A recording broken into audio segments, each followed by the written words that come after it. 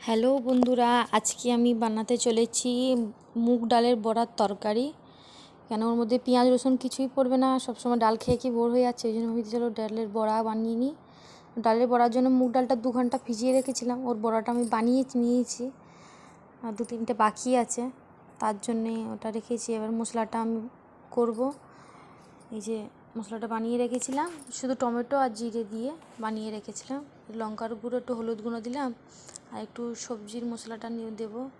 এটা জিরের গুঁড়োটা দেওয়া গেছে। এবার সবজির মশলাটা দিয়ে দিলাম।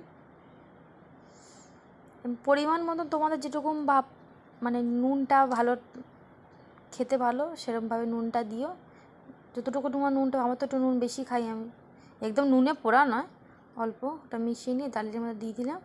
প্রচণ্ড ছেটকায়, জন্য তাদের বাটিটাই ঢাকা দিয়ে দিলাম। দিয়ে দিয়েছি একটু সামান্য জল দিয়ে, ওটাকে একটুক্ষণ ঢেকে রাখবো।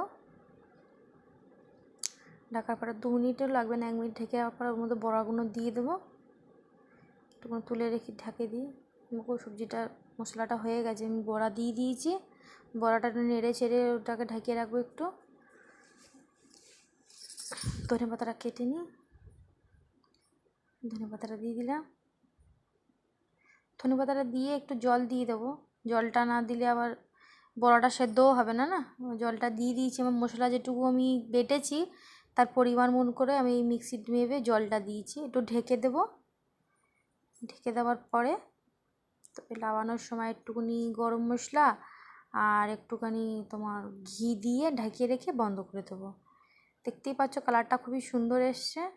বেশি তেল মশলা দিইনি, বাচ্চারা খাবে না, ওই জন্যে বেশি লাল লঙ্কার গুঁড়ো দিইনি, 2টো কাঁচা লঙ্কা দিয়ে বানিয়েছি। একটু ঘি দিয়ে দিয়েছি, একটু গরম মশলা দিয়ে ঢেকে দেবো, ঢেকে দিয়ে বন্ধ করে দেবো।